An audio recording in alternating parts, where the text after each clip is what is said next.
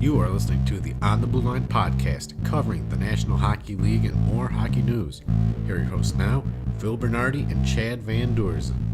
Hi and hello, folks, and welcome to another episode of On the Blueline. Man, Chad, we had a crazy award ceremony. The Vegas Golden Knights getting their expansion draft done. There were a few surprises there, and then our first big trade of the summer. Yeah, Panarin inside, huh? Yeah, and here you can hear that lovely train here in the Chicagoland area. But that's a tease for later on for us Blackhawk folks out here in Chicagoland area in Northwest Indiana. Big surprise. Well, I guess let's dive right into it, man. The NHL awards. So the big winner, man, Connor McDavid. Yeah, well deserving. I mean, 20 years old. He walked away with both the Hart Trophy, which is the MVP, as voted on by the writers, and then the Ted Lindsay Award, which is the best player as voted on by the NHL Players Association. So the players voted him as the best this season. And funny enough, when I was watching the awards, when he went up there for the Ted Lindsay, you could see Sidney Crosby was kind of a little peeved. Not to pick on Sidney, but man, the camera can't hide you the way you look. It's funny. I mean, we like Crosby. We know he's a good player. I mean, Erik Karlsson was in a walking boot in the middle of the aisle, so the camera didn't do him any justice either. Yeah, those guys are well deserving of it also. But I mean, it's amazing how Connor McDavid. Karlsson is the best one, probably the best defenseman in a generational defenseman player. By far one of the best. Sidney Crosby. I mean, we've been spoiled with how great these forwards are.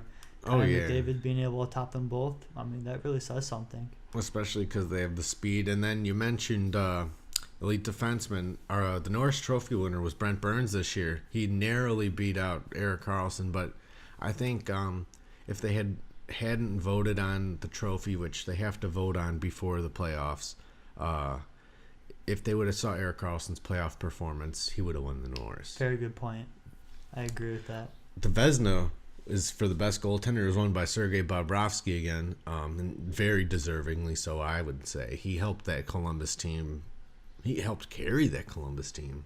And I was surprised, Columbus Blue Jackets, they give a lot of the credit to their shot blocking defensemen and everything, like as if Sergei Bobrovsky wasn't a big piece of it.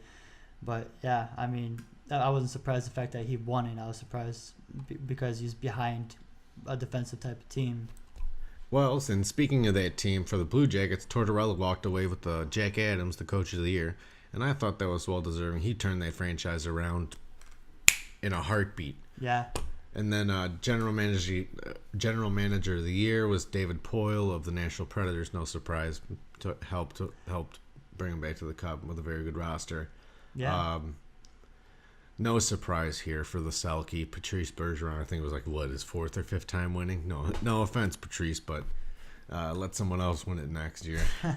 And then very good. The Calder for the Rookie of the Year, we all knew who that was going to be, Austin Matthews. Well, then again, you had 43 goals in Patrick Laine. Yeah, I mean, but once Laine got hurt, it was like the race was over. Yeah, I mean, is that also before the playoffs? Yes, all these awards, folks, are voted on by the players and the writers before the playoffs start. Yeah, I mean, Austin Matthews both, Yeah, and he had an awesome playoffs, too. Yeah. The Lady Byng, the most gentlemanly-like player, was won by Johnny Gaudreau of the Flames, and that's cool. I mean,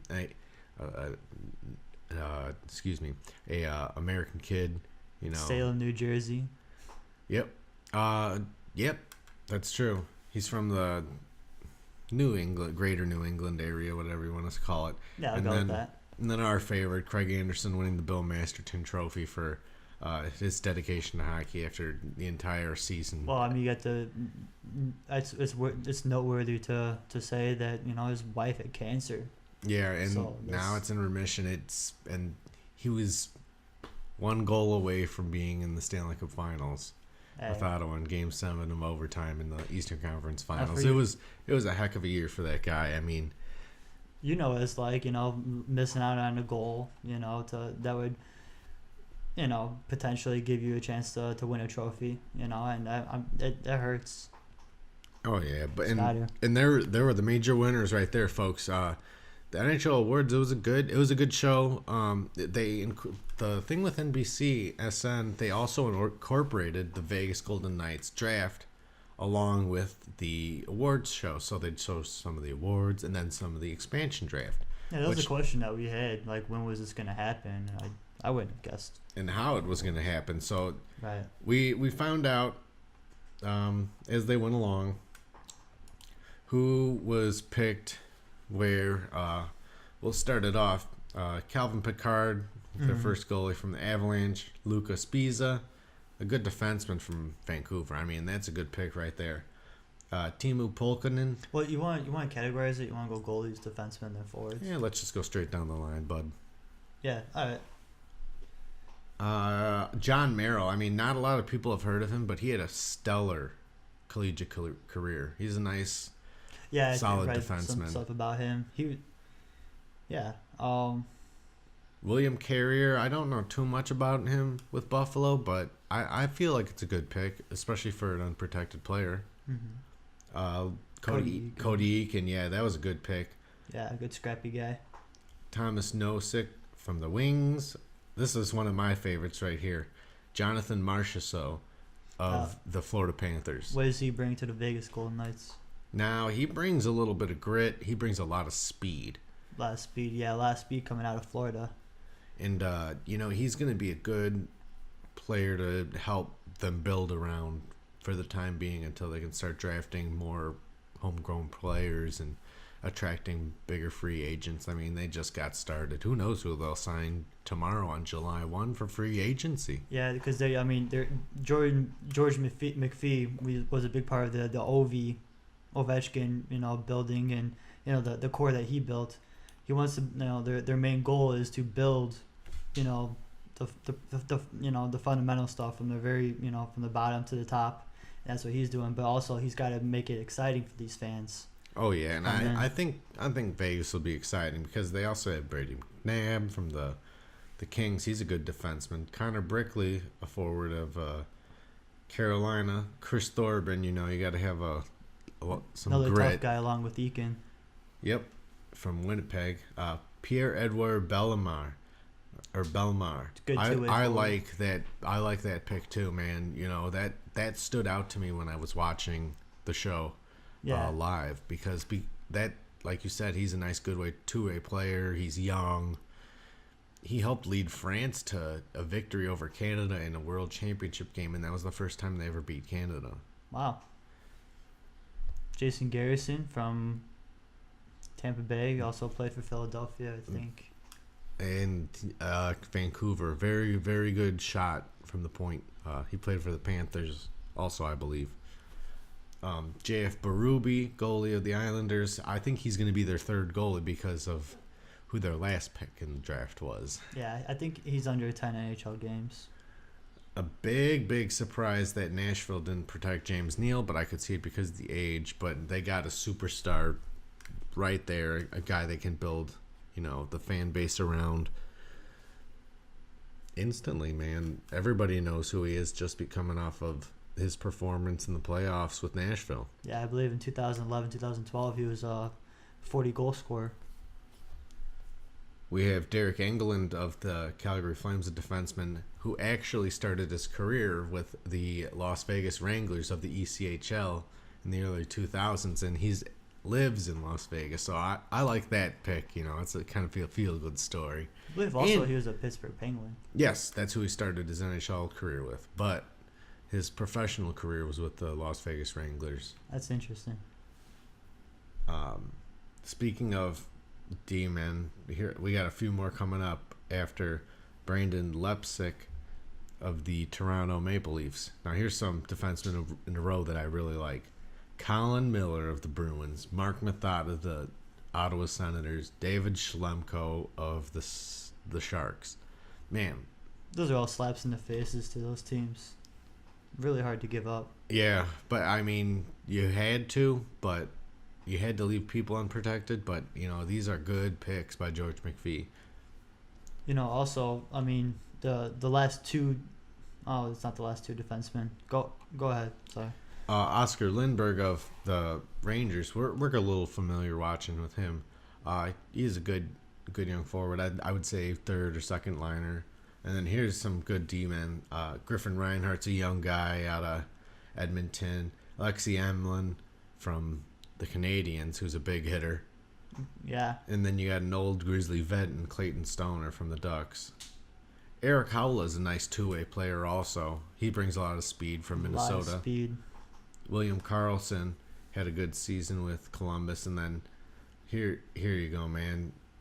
Trevor Van Riemsdyk, he's already been traded to Carolina, but he was picked out of the Hawks, which means the Hawks really didn't lose too much in the expansion draft. Yeah, he's a good player, but he's not advancing his potential.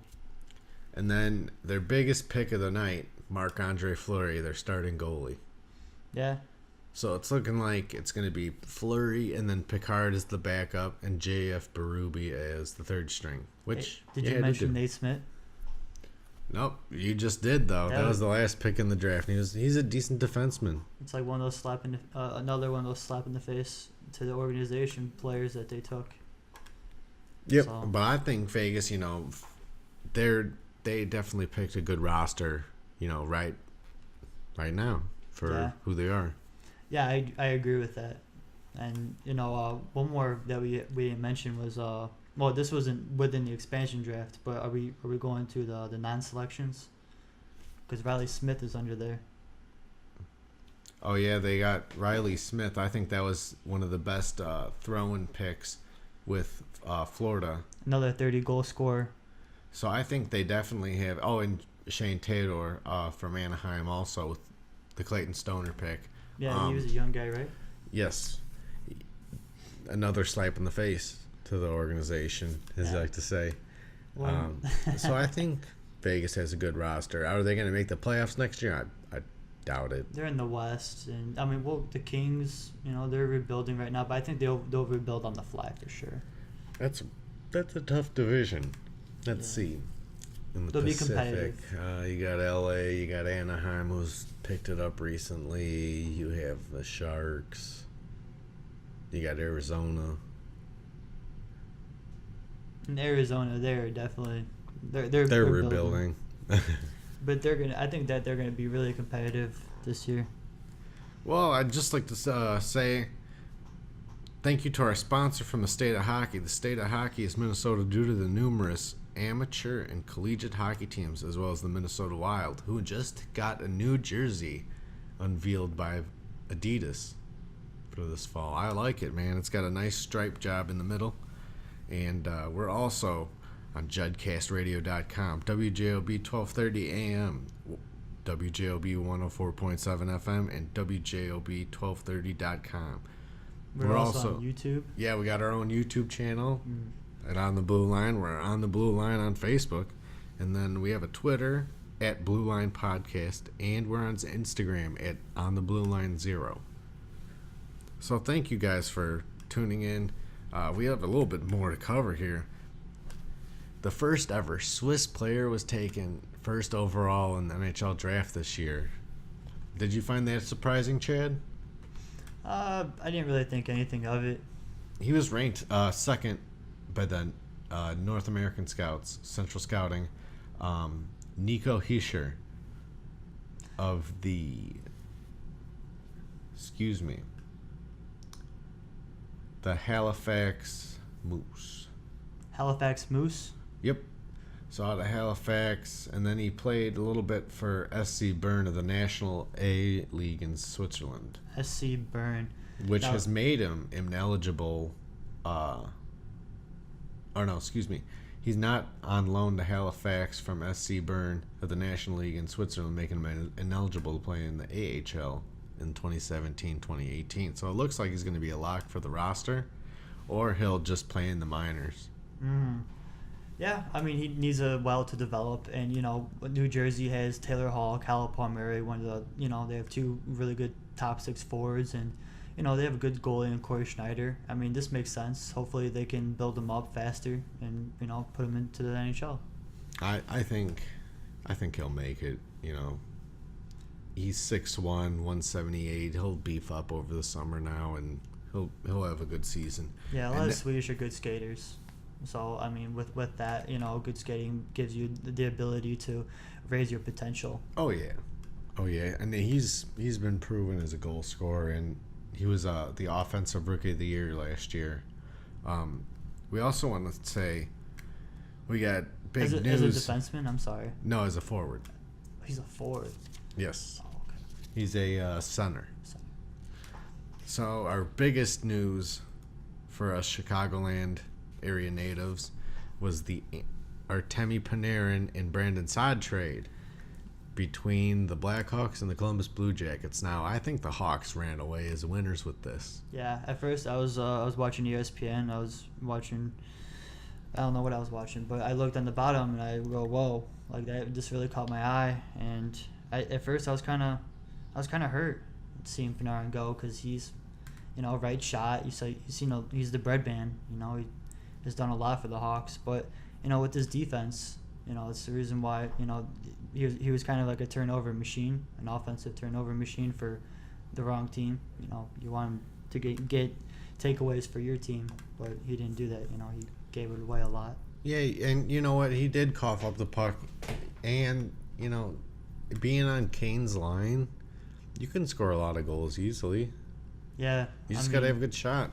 I mean, he's got a good shot, but now Saad, two-way player, he signed for 4 more years as Panarin signed for 2 years, and they both are making the same amount of money.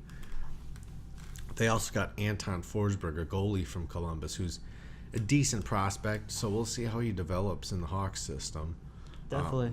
The other point to make is Saad has 2 Stanley Cups, and you're trading Panarin away, who has 11 career postseason games within 2 seasons. Saad's done more with his time span with the Hawks than Panarin has. Yep.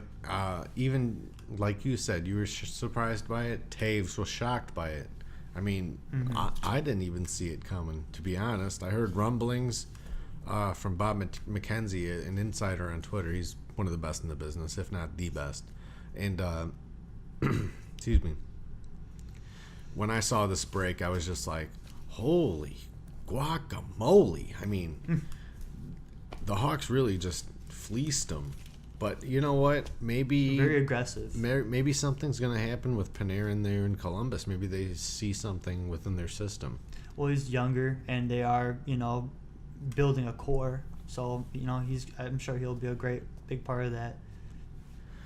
You got Foligno, with the playmaker, and Now, it'll be interesting to see what Columbus does when his contract comes up or is about to come up. Well, yeah, if they had the cap space. I mean, they did, get rid of Hartnell. They bought him out. He was recently bought out yesterday. June 29th. Today's Friday, June 30th. Sorry, folks. I should have told you the date a little bit sooner on that one. Getting rid of a two-way forward inside, it does, maybe John Tortorella can make him a two-way forward, because if you can be a two-way player, that would make him very effective, and maybe that's what they were thinking as Panarin was coming in, because he's not a two-way forward, he's a one-way forward, he's for the offense. Now, he's not the best of back checkers. No, but you know what? They have a lot. Their system is relied on a two-way forward, so with Panarin being able to, possibly be coached into one, I think he'll fit the system great. Well, I have nothing else for you, Chad. Do you have any other news you want to cover?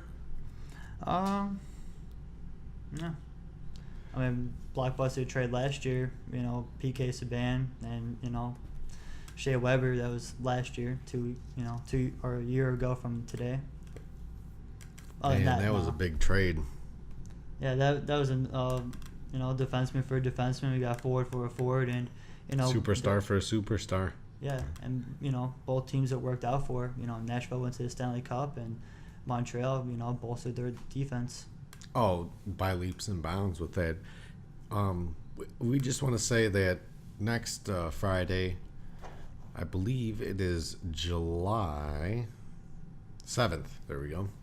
we will be bringing you a little bit of a recap of the start of free agency. Yeah, which starts tomorrow. Yes, that is correct, July 1st. And we want everyone to enjoy your 4th of July, be safe, be responsible, have fun. You know, it's all about spending time with the family. Yeah, and, be careful of fireworks. They're fun. Yeah, there's a public service announcement for our very own Jad Van Derzen. But as for myself, Phil Bernardi, and my partner, Chad Van Dersen, we just want to say thank you again, folks, for tuning in. We love bringing you guys these podcast episodes, and it's just a blast helping cover the NHL from a perspective of a couple hockey players. Yes. And that really is all, folks, for the show today. Sorry for sounding like cartoon. Yeah, cartoon. What is that? Looney Tunes? Yeah, that's what I was thinking. Always having a good time on this show and on the Blue Line. But we will be back on July 7th with the recap of the start of free agency. Who knows? There might be some blockbusters involved with that too. Yeah, there's so much out there. So much speculation that, it's so much speculation it's hard to even throw a dart at. Yeah. But like we said, folks, we'll bring you another episode July 7th. Please enjoy your weekend and your 4th of July holiday. Be safe. And be safe. From On the Blue Line, we just want to say thank you for tuning in.